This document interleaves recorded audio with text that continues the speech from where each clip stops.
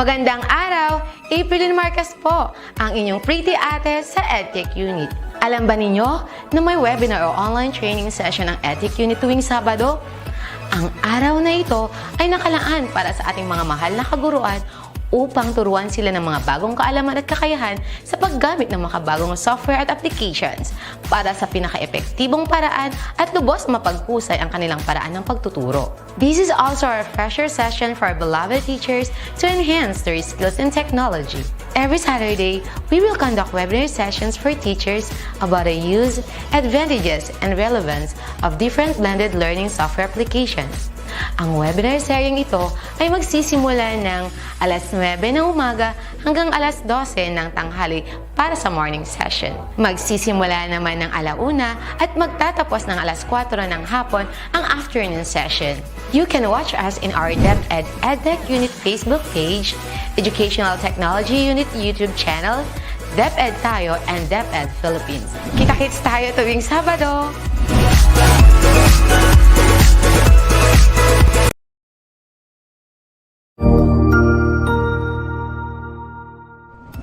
Magandang araw! Sir Wilbur po, at your service. Narito ang ETUlay upang gabayan ka sa inyong pag-aaral upang lubos na maunawaan ang iba't ibang paksa o subject. Ang ETUlay ay isang free online tutorial class na pinangungunahan ng DepEd Educational Technology Unit sa pamumuno ni Undersecretary Elaine Del P. Pascua. Ang programang ito ay hindi lamang para sa mga bata, kundi ito rin ay magsisilbing gabay sa mga magulang at mga guro kung paano nila ituturo o gagabayan sa bawat asignatura ang kanilang mga anak o mga estudyante. Sa kasalukuyan, ang self-learning module mula sa rehiyon ng Calabarzon at kilala sa tawag na pivot ang ginagamit sa ating ETUlay online class. Kaya ano pang hinihintay ninyo? Ihanda na ang inyong mga ballpen o lapis, papel o kwaderno at samahan kaming itulay ang pagkatuto para sa bawat batang Pilipino. Sama-sama tayong magtutulungan para malampasan ang mga hamon sa panahong ito. Halina't matuto kasama ang inyong online tutor sa oras na ito.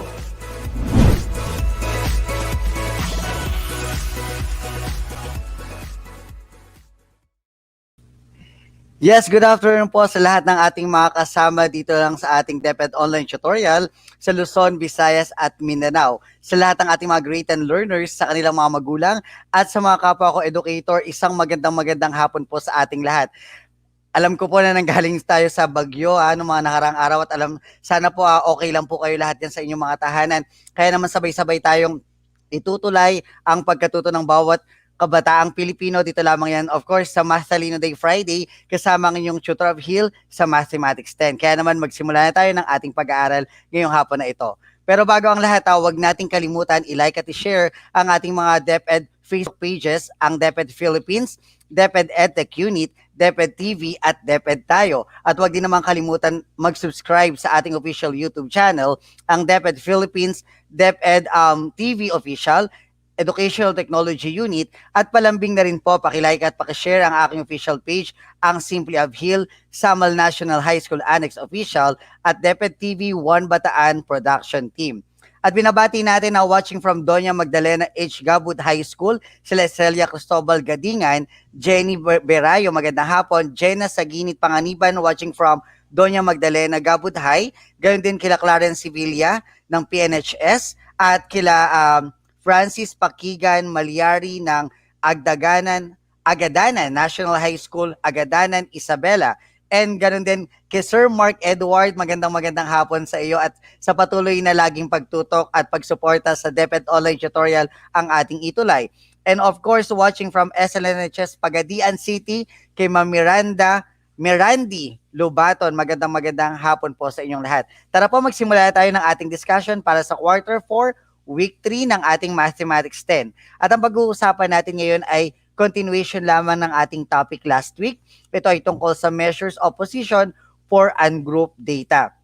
Kung natatandaan natin nung nakaraang linggo, pinag-aralan natin ang quartile for ungroup data at decile for ungroup data. At naiwan nga natin ang tinatawag nating percentiles. At yun ang pag-aaralan natin ngayong hapon na ito. Yes, hello, good afternoon din kila Clarence Sevilla at kila Sheila May Sampang ng Dolores National High School. At of course, sa kailang teacher, si Ma'am Nanette Samson, na patuloy din nag-share ng ating DepEd online tutorial ang Mathematics 10 live sa kanilang mga group chat. So kayo din dyan kung may mga group chat tayo mga great and learners, huwag natin kalimutan i-share to para siguradong mas marami tayong makakasama at mas marami ding matututo kasama natin. Okay, so pasalamatan lamang natin ang mga nagsulat o naging basihan din natin ng module na ito, ang Schools Division Office of Bataan. At nandito nga sa aking harapan o sa ating harapan ang mga nagsulat o mga authors at ang development or module development team ng Schools Division of Bataan. So ano nga bang mga objectives natin ngayong hapon? Number 1 is to illustrate the following measures of position: the quartiles, deciles, and percentiles. And then number 2, we can calculate a specified measure of position of a set of ungrouped data. So katulad ng sinabi ko kanina, 2 weeks ago pinag-aralan natin ang measures of ungrouped data using our quartile. Last week naman pinag-usapan natin ang tungkol sa decile at ngayon namang linggo ang pag-uusapan natin ay tungkol sa percentile. Good afternoon then, Tricia Anik daw watching from Dolores National High School, Antoinette Agustin, Noreen Magloyuan, Gila Ann Kirby Serrano, magandang hapon, Patricia Javier, and Kaysilyn Marimla, magandang hapon sa inyong lahat. Okay, so let's have a review. Last week or 2 weeks ago, pinag-usapan din natin ang mga methods in solving measure of position for ungrouped data. We have 2. Number 1 is the Mendenhall and Sinchit method, and the number 2 is the linear interpolation method. So yan yung dalawang paraan para makuha natin ang mga value ng measures of position for ungrouped data. Yes, good afternoon, Anne Mariel Veracruz and Joel Menoy, magandang hapon. Ayan, Roger Escuelas Isabela, ang galing. Maidi de la Cruz, magandang hapon, and Ophelia Morden, magandang hapon din. Okay, so pinaliwanag natin kapag percentiles for ungrouped data, kung gagamitin natin ang illustration ng quartiles, ang P sub 25 ay yung 25% of the distribution has a value which is less than or equal to the P sub 25 or the 25th percentile. While the P sub 50 or the 50% of the distribution has a value of great or less than or equal to P sub 50 or the 50th percentile. While 75% of the distribution has a value of less than or equal to P sub 75, which is also referred to the 75th percentile. So, ang ginamit nating illustration ay yung merong 4 na partition, which is our quartile. So, mapapansin natin, ang Q sub 1 pala is equivalent to P sub 25, yung Q sub 2 pala is equivalent to P sub 50, while Q sub 3 is equivalent to P sub 75. Yes, good afternoon, Francine Angeles and Samantha Gabriel Lejarde. Magandang hapon din. So ituloy natin, how do we define percentiles for ungrouped data? So percentiles are the 99 score points which divides the distribution into 100 equal parts. Okay, nung nakaraan, kapag sinabi natin quartile, we are dividing the given into 4 equal parts. Then last week, kapag sinabi nating decile, we have defined it that dinidivide naman natin ang given into 10 equal parts. But for today, sa percentile, we are using or we are dividing the given into 100 equal parts. So yun lang pagkakaiba nila. Yung quartile from the word itself, quart, that is by 4. Yung decile from the word itself, deci, that is by 10. Percentile from the word itself, percent, that is by 100. Ayun na, yun lang dapat natin tandaan, great and learners. Good afternoon, Adrian Paul Sablan Bulatao, Mary Kate David and Rhea Patatag, magandang hapon sa inyong lahat. Okay, so let us continue. The percentile determines the value for 1%, 2%, 3%, up to the 99% of the data. The 30th percentile means 30% of the data have values less than or equal to P sub 30. So, ang connotation natin, P sub 30 or P sub K. Yung K, it refers to the position of the percentile on the given set of data. Yes, good afternoon, Sheena Kison, Lilibeth Libod, Eliza Siagan, Jens Panganiban, magandang hapon. Russell Manalo and Roque De Leon, magandang hapon. So what are the percentile or what is the percentile position formula? For us to get a percentile position, we will use the formula P sub K is equal to K over 100 times the quantity N plus 1, wherein K is the measures of position and N is the number of data. Tandaan natin kung mapapansin ninyo magkaiba, ang pagkakaiba lang niya sa formula ay kung halimbawa, yung ating given na position, let's say for example, yung ating quartile, ang ating given doon ay we have this, what we call, ang denominator is K over 4. But with our decile, ang denominator natin is K over 10. Sa percentile formula natin, ang ating denominator ay K over 100 or 100 ang ating denominator. So yun lang ang pagkakaiba ng ating tatlong formula. But it connotes also that ang constant natin is i-multiply natin lagi siya sa quantity N plus 1. Naintindihan ba mga great and learners? Okay, very good Bumati tayo ulit. Let us greet good afternoon to Althea Gonzalez, Leslie David, Raisa Bernardo, Contreras Gerald, and kay Anby Panerio, magandang hapon sa inyong lahat. Watching from Davao de Oro, magandang hapon. Let us continue. Sabi ni Francis Maliari, yes sir, nakuha po namin. Very good, Francis.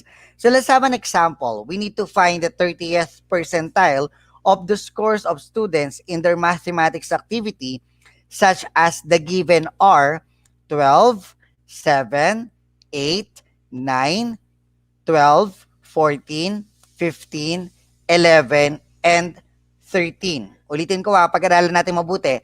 Ang mga given data natin for our problem or first example are 12, 7, 8, 9, 12, 14, 15, 11, and 13. So, base sa ating given, our objective is to find the 30th percentile or the P sub 30. Natatandaan niyo pa ba kung paano tayo magsosolve ng ating mga measures of position? Anong una nating step? What is our first step, great and learners? Yes, good afternoon then, Marie Cris de la Cruz, watching from Dolores National High School, Magalang, Pampanga, at kay Rosaline Catabian from Doña Magdalena Gafud High School. Isang magandang hapon sa inyo. Natatandaan nyo ba? Sabi ni Francis, substitute po. Substitute kaya agad, Francis. Pero tama meron tayong substitution process doon sa buong process. Pero, ano bang una? Okay, very good. Very good, Francis. Ang una nating gagawin is to arrange. Tama din ang sagot mo, Miranda Lubaton. We need to arrange the score from highest to lowest. Or, i-arrange muna ang ating given data into ascending order. So that is correct. Sabi ni John Michael Takaban, least to greatest. Okay, that's correct. No, ascending order mula sa baba papuntang pataas o mula sa maliit papunta sa palaking value. Now let us continue. The first thing that we need to do is to arrange the terms in ascending order. So in-arrange na natin siya. The given will become 7, 8, 9, 11, 12, 12, 13, 14, and 15. Ayan, nakita nyo na kung anong gagawin. Isulat ang inyong sagot sa ating comment section kung may idea na kayo.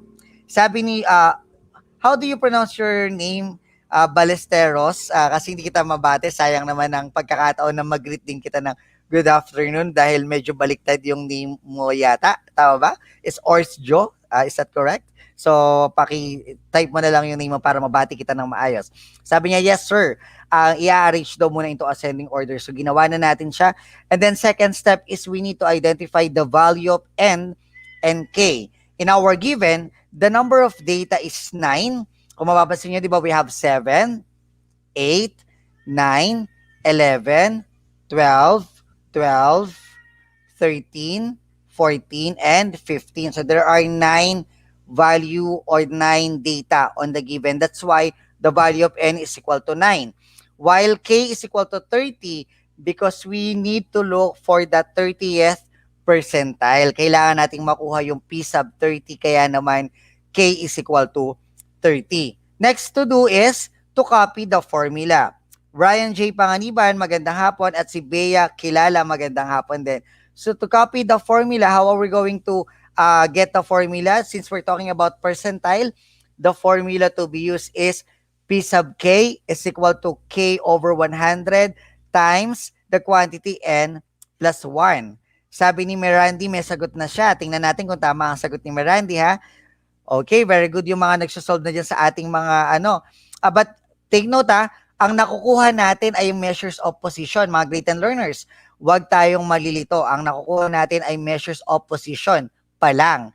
Ang kailangan nating makuha ay yung mismong value ng ating percentile. Good afternoon din, Rhea Francesca Ibarra. Sabi ni Francis, ayun, may sagot na siya. Okay, very good si Francis. Tingnan natin kung tama ang sagot ni Francis. Now, let us check. Gagaling ni Francis sa ni Mirandi, ah. Okay, so how to solve this? Our solution, N is equal to 9, K is equal to 30. Sabi ni Francis Malyari kanina, i-substitute daw ang ating given sa ating formula. Magkakaroon tayo ng P sub 30 is equal to 30 over 100 times the quantity 9 plus 1. And then, we simplify yung ating fraction na 30 over 100. We will have P sub 30 is equal to 3 over 10 times the quantity 9 plus 1. And then we have P sub 30 is equal to 3 over 10 times 10. Sa nakuha yung 10, pinagsama or inad natin yung operation nasa loob ng parenthesis, that is 9 plus 1, that becomes 10. And therefore, numerator times numerator is 3 times 10, that is 30, divided by 10, P sub 30 is equal to 3. But it is not the value yet. Hindi pa po yan ang ating value. Para makuha natin ang value, we will get the third data on our given. Sabi natin, simply by counting the arranged set of data, the 30th percentile or P sub 30 is 9.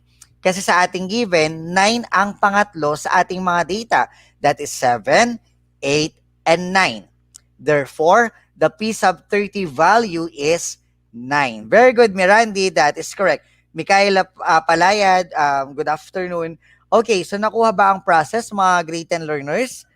Did you get the same process? Okay, very good, ha? Now, let's have another example. So, yun ang ating given. Let us have a note to remember.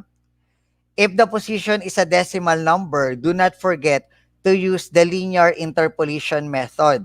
So, di ba pinag-usapan natin last week and 2 weeks ago na kapag decimal number ang nasagot, ang lumabas na sagot sa ating measures of position, we will use the linear interpolation method para maging accurate yung ating sagot. Hello po, watching from Sangbay Integrated School, SDO Quirino, si Shaireen Miguel. Magandang hapon, Shaireen. Okay, and let us also remember the following formulas of measures of position for ungroup data. Quartile, that is Q sub K is equal to K over 4 times the quantity N plus 1. Our decile is D sub K is equal to K over 10 times the quantity N plus 1. Our percentile is equal to P sub K is equal to K over 100 times the quantity N plus 1. Katulad ng sinabi ko sa inyo kanina, mga great and learners, ang pagkakaiba lang ng kanilang formula ay ang kanilang denominator. Ang lahat ng given dito ay K over kung ano man ang hinahanap. Kung quartile, ang denominator ay 4. Kung decile, ang denominator ay 10. At kung percentile, ang denominator ay 100. At nananatiling constant ang quantity N plus 1. So you need to not much as memorize that, pero you need to understand that para kapag may nakita kayong, okay, find the measures of the position for ungroup data. Kapag sinabing decile, sabi ni Tutor Abhil, ang formula is D sub K is equal to K over, ang denominator will be 10. Kasi decile lang pinag-uusapan. Kapag sabing quartile, sabi ni Tutor Abhil, 4 ang denominator niyan. Kapag sinabi ng percentile, sabi ni Tutor Abhil, 100 yan. Okay, so yun lang ang dapat nating tandaan. So as long as naunawaan natin yung formula, hindi na tayo malilito sa pagkuha ng measures of position for ungroup data. Okay, good afternoon, Aaron Balingit from Dolores National High School at kay Jody Salunga from Dolores National High School din. Okay, now let us have an activity. The following are numbers of COVID-19 patients during the first 10 months of community quarantine at Maligaya Hospital. On February, we have 20 patients. On March, 18 patients. April, 12 patients. May, 15 patients. June, 14 patients. July, 19 patients. August, 20 patients. September, 13 patients. October, 9 patients. And November, 10 patients. So, ito yung given natin is ungroup data pa rin dahil wala pa naman tayong ginagawang frequency distribution table in a way. But ang meron lang tayo is mga set of data na nakuha natin based dun sa COVID-19 patients sa bawat buwan na meron or habang na-community quarantine ang Maligaya Hospital. Now, let us start getting the data and let us do the steps in solving for the measures of position. Yes, good afternoon then, Risa Bea Maydungka and Nicole Navarro and Jane Leia Ibarra. Magandang hapon din sa inyo. Una, ang ating objective ay let us solve for Q sub 3, D sub 8, and P sub 35. Unahin muna natin yung ating third quartile.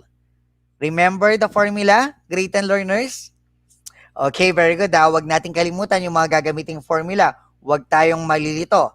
Yes, good afternoon din, Angelo Calilong from Porac National High School. Calilong Ocampo from Porac National High School. Magandang hapon. Okay, so this is our given. Pakita lang muna ulit natin. February 20, March 18, April may 12, May we have 15, June 14, July there is 19, August 20, September 13, October 9, and November 10. So, let us solve first for Q sub 3. Unahin natin isolve ang ating Q sub 3. So, using the same given, una, let us arrange the data into ascending order. Dahil yun naman ang laging ginagawa in general, kahit nakuhain natin ng quartile, decile, or percentile, our first step or process is to arrange the data into ascending order. So, the data will become 9, 10, 12, 13, 14, 15, 18, 19, 20, and 20. So there are two 20s there. Good afternoon then, Junel Aquinto. Magandang hapon. Okay, now let us continue. To solve for Q sub 3, let us identify N and K.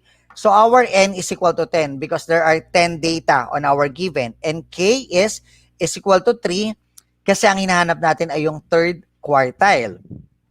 So the formula to be used is Q sub K is equal to K over 4 times the quantity N plus 1. Yes, good afternoon then, Ricardo San Jose and Jehia Dupalco Cabero. Magandang hapon. Ang susunod natin gagawin is to substitute our given to the formula. So how are we going to do that? From the arranged data, 9, 10, 12, 13, 14, 15, 18, 19, 20, 20, we need to solve for Q sub 3. Now, let us continue. By substituting the given to the formula, N is equal to 10 and K is equal to 3, we will have Q sub K is equal to 3 over 4 times the quantity 10 plus 1. Okay, next. Nakuha na ba ang sagot natin? Ay, napakita ko na pala agad ang sagot. Q sub 3 is equal to 3 over 4 times the quantity 10 plus 1. We simplify or we perform the indicated operation inside the parentheses. Q sub 3 is equal to 3 over 4 times 11. Numerator times numerator over denominator. That is 3 times 11. So magiging Q sub 3 is equal to 33 divided by 4. Our Q sub 3 is equal to 8.25. Sabi ni Francis Malyari, 8.25. Tama po ba? You are correct. Very good. Yes, magandang hapon din, Lloyd Mirasol from Dolores National High School and si Mary Jane Lacanilaw. Isang magandang hapon po sa inyong lahat. Therefore, the measure of position is 8.25. Since the answer is in decimal number, we will use linear interpolation. Mark Luigi Antalan, magandang hapon din. Okay, kapag sinabing natin linear interpolation, so Q sub 3 is 8.25 or 8 point, it's in between the 8th and 9th position. We will get the data of 8 or the 8th data is 19 and the 9th data is 20. So, paano natin isosolve using by interpolation or linear interpolation method? We subtract first the highest value minus the lowest value. 20 minus 19 is equal to 1. After that, we multiply the difference to the decimal part. So, 1 times 0.25.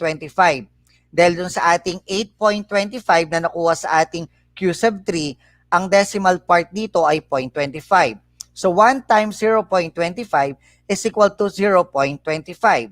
From there, you will have, okay, so after natin makuha yung product, i-add natin yung product to the lowest value. 19 plus 0.25 is equal to 19.25. Therefore, the value as cube sub 3 is equal to 19.25. Very good, Francis Malyari, correct.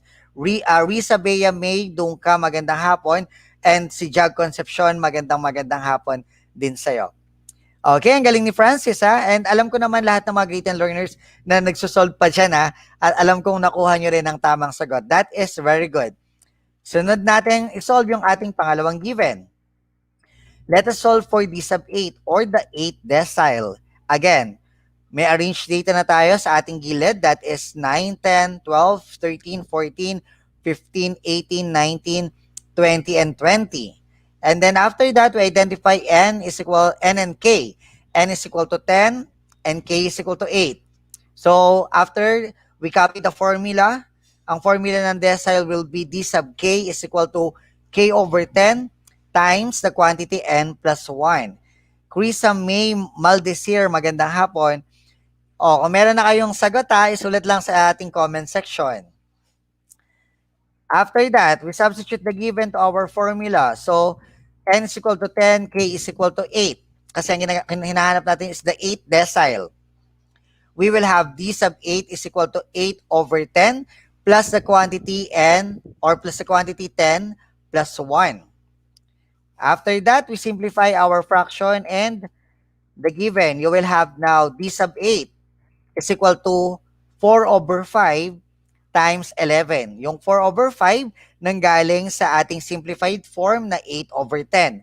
Yung 11 naman nanggaling sa ating operation inside the parentheses, which is 10 plus 1, kaya nakuha yung 11. And then we perform numerator times numerator. That is 4 times 11 is 44 divided by 5. And you will get 8.8.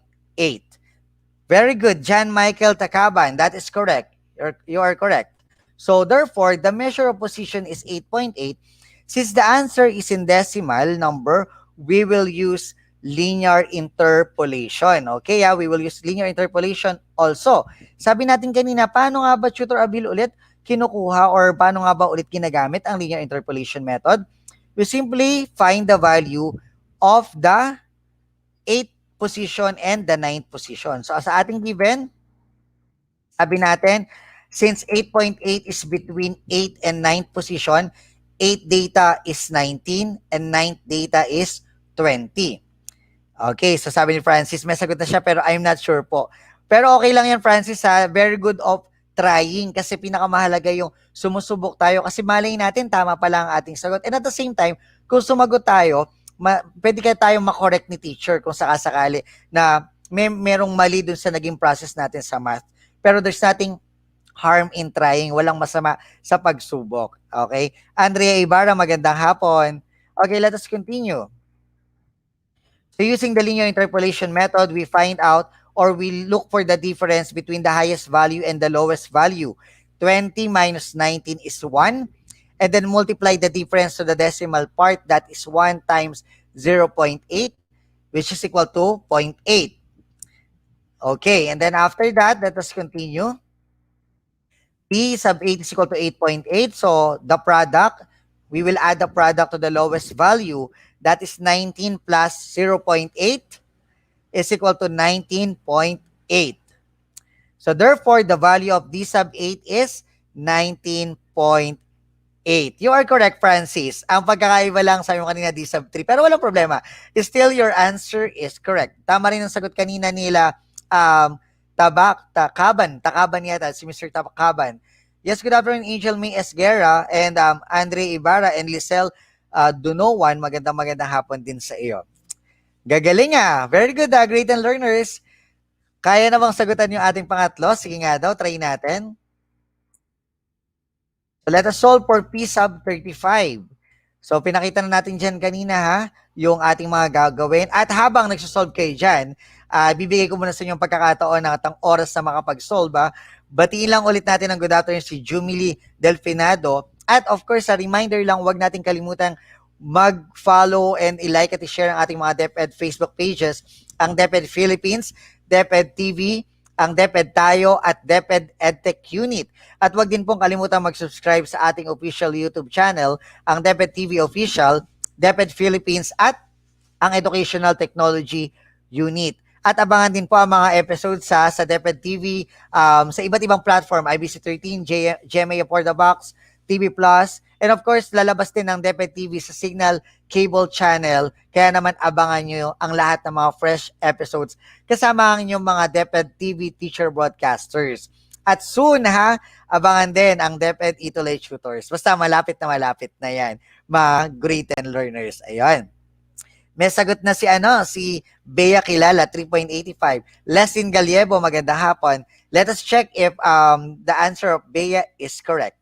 So, sabi natin, identify daw N and K. So, we identify N is equal to 10 and K is equal to 35. So, we copy the formula for our percentile. We will have P sub K is equal to K over 100 times N plus 1. Good afternoon din, Angel May Esguerra. Ayun, may sagot na ulit si Francis Malyari. Galing ni Francis, ha? Okay. We substitute the given to the formula, N is equal to 10 and K is equal to 35. P sub K is equal to K over 100 times the quantity N plus 1. And then P sub 35 is equal to 35 over 100 times 10 plus 1. We simplify now our formula. Isi-simplify natin yung 35 over 100 at perform natin ang operation inside the parentheses which is 10 plus 1. So from there, you will have, let us check. Okay, we have 35 over 100 times the quantity 10 plus 1. P sub 35 is equal to 7 over 20 times 11. Okay, let me correct my PowerPoint presentation. That is P sub 35. Hindi na correct na overlook ni Tutor of Hill ang D sub 8. That is P sub 35 and that is equivalent to 77 over 20. Therefore, our P sub 35 is 3.85. John Michael Takaban, very good, that is correct. Jade Siron and Angel May Esguerra, that is good afternoon sa inyong lahat. Okay, therefore, the measure of position is 3.85.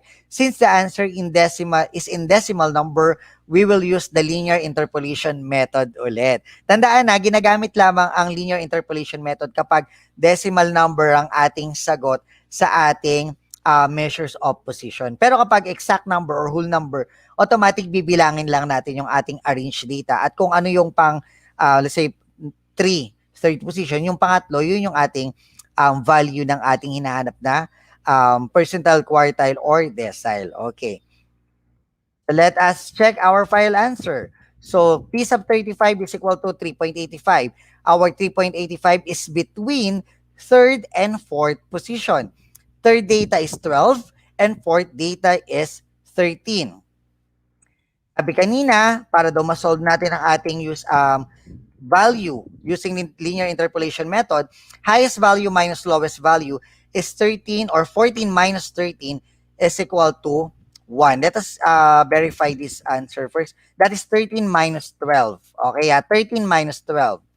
Correct natin, that is 1. And then, we multiply the difference to the decimal part, that is 1 times 0.85. Therefore, on our given answer, add the product to the lowest value, that is 12 plus 0.85, 12.85. Therefore, the value of P sub 35 is 12.85. Yes, very good, Francis Malyari, you are correct. Tama rin ang sagot kanina yung sa measures of position nila dyan, Michael Takaban, correct. Very good. Jade Siron, magandang hapon, and Cassandra Olaira, magandang hapon. Nakuha ba ang process ng pagkuha ng quartiles, deciles, and percentiles, measures of position for ungroup data? Sana nakuha natin na kasi iiwanan natin ang topic na to because by next week, iba namang topic ang pag-uusapan natin. Okay?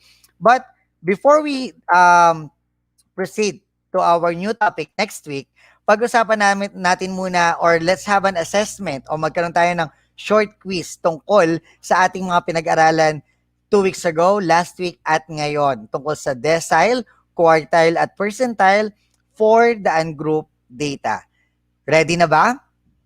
Type your answer to our comment section kapag alam niyo ang sagot. So choose the letter of the correct answer. Let's have question number 1.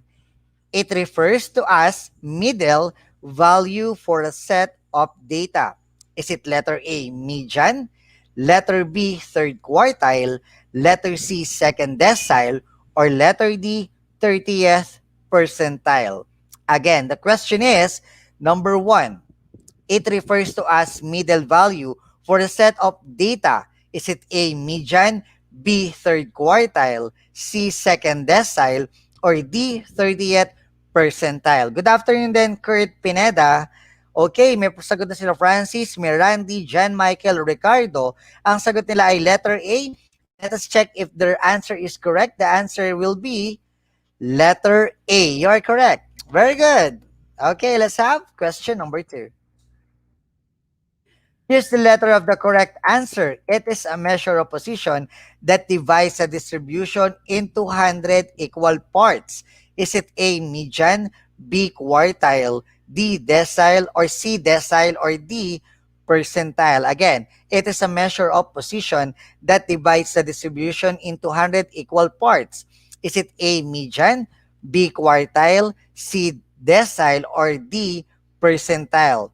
Francis, ang sagot niya letter D. Mirandi, letter D. John Michael, letter D. Let us check if your answers are correct. The correct answer is letter D. That is correct. Very good. Now let's have question number 3. Here's the letter of the correct answer. Our question number 3. Deciles are the 9 score points which divide the distribution into blank parts. Letter A, 2. Letter B, 4, letter C, 10, or letter D, 100. Again, the deciles are the 9 score points which divide the distribution into blank parts. Letter A, 2, letter B, 4, letter C, 10, or letter D, 100. Francis, ang sagot niya sa letter C. Mirandi, C. Ganyan sagot ni Juanito Salas. John Michael Takaban, letter C. Magandang hapon, Kit Angelique Pinto. Magandang hapon sa'yo. So, ang sagot nila ay letter C. Let us check if letter C is the correct answer.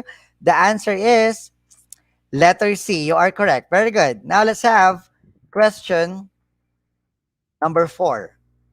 Blank divides a distribution into 4 equal parts. Blank divides a distribution into 4 equal parts. Is it letter A, median, letter B, quartile, letter C, decile, or letter D, percentile? Is it letter A, median, letter B, quartile, letter C, decile, or letter D, percentile? May sagot na sila Francis Malyari, letter B daw. Ganon din sila Juanito Salas, Mirandi Lobaton, ganon din si John Michael Takaban, letter B. Tingnan natin kung sagot ang letter B ba ang tamang sagot. Okay, let us check. Juanito Salas, sabi niya, math is fun pag magaling ang teacher. Maraming salamat, Juanito Salas. Sheila May Sampang, letter B din daw ang kanyang sagot. The answer is letter B, quartile. That is correct. Very good. Let's have question number 5. Percentile is a point that divides a distribution into blank equal parts. Percentile is a point that divides a distribution into blank equal parts. Is it letter A, 3, letter B, 4, letter C, 10, or letter D, 100? Is it letter A, 3, letter B, 4, letter C, 10, or letter D, 100? Sabi ni Francis Malyari, D. Merandi Lobaton, D. John Michael Takaban, letter D. Let us check if your answer D is correct. The answer is letter D. Very good. That is correct. Let's have question number 6. It is another letter of the correct, it is another method in finding the quantiles value if the position is a decimal number. Sabi ni Sir Mark Edward, letter D po, 100. That is correct. Sheila May, you are also correct. Is it letter A, quartile, letter B, decile, letter C, percentile, or letter D, interpolation? Again, the question for number 6. It is another method in finding the quantiles value if the position is a decimal number. Letter A, quartile, letter B, decile, letter C, percentile, or letter D, interpolation. Okay, Sheila, Mark Edward, may sagot na. Francis, Mirandi, John Michael, Sheila May, Mirandi, and John Michael. Letter D ang kanilang mga sagot. Tama kaya ang letter D? The answer is letter D, interpolation. You are all correct. Very good. Gagaling. Now let's have question number 7. The median is also the 50th percentile. The median is also the 50th percentile. Is it letter A, true? Letter B, false? Letter C, sometimes? Or letter D, never? The median is also the 50th percentile. Is it letter A, true? Letter B, false? Letter C, sometimes? Or letter D, never? Sabi ni Francis, letter A. Tingnan natin ang sagot na iba pa nating mga great and learners. John Michael, letter A din ang kanilang sagot. If your answer is letter A, you are correct. 50th percentile is also the median on the given set of data. You're also correct, Marie Cris de la Cruz. Very good. Let's have question number 8. The 7th decile in the set of data 14, 17, 10, 22, 19, 25, 8, 12, and 19.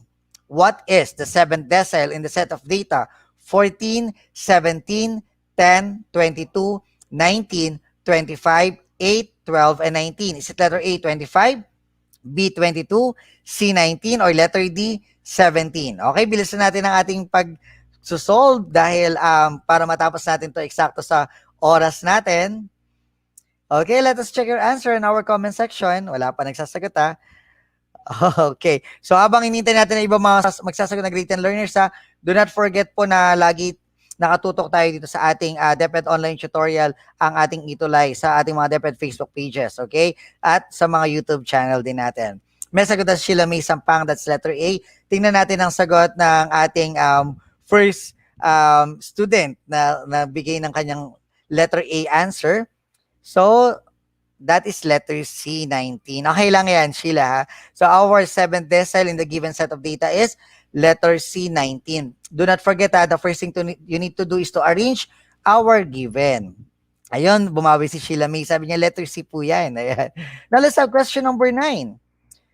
So, find the median score in the set of data 14, 17, 10, 22, 19, 25, 8, 12, and 19. Is it letter A, 13, letter B, 15, letter C, 16, or letter D, 17? Ano kaya ang sagot? So habang nagsasagot kayo dyan i-reveal natin ang answer para masakto tayo sa ating oras ngayong hapon na ito. The answer for this question is letter D, 17. And remember, if you will get the median score, i-arrange nyo lang into ascending order at kuhanin ang pinakagitna sa data. Okay, very good, Mirandi Lobaton. That is correct. Now let's have our last question. Question number 10. The ages of random students are 11, 12, 15, 13, 13, 15, 11, 14, and 15. What is the 4th decile? Tama ang sagot nila John Michael at nila Francis Malyari sa number 9 question. Now let's have number 10. What will be your answer? What is the 4th decile in our given? Is it letter A, 11, letter B, 12, letter C, 13, or letter D, 14? Let us check. The answer is letter C, 13. You are correct. Very good, John Michael. Very good, Francis. Maraming salamat sa lahat ng mga nakasama natin this afternoon sa ating Math Talino Day Friday, sa ating Mathematics 10, Quarter 4, Week 3, sa Measures for Ungroup or Measures of Position for Ungroup Data. Muli ako ang inyong tutor of Hill, Standby lang tayo, wag tayong aalis dahil maya-maya lamang ay makakasama naman natin ang ating mga senior high school tutors at ALS tutors. Stay safe po tayong lahat at ingat po tayo palagi. Happy weekend everyone and God bless. Bye-bye!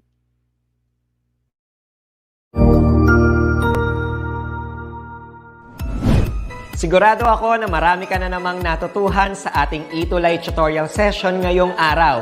Tandaan, ito ay hindi lamang para sa ating mga mag-aaral, kundi pati rin sa ating mga minamahal na guro at mga magulang na kaagapay natin para maituloy ang pagkatuto sa kabila ng nararanasang pandemya.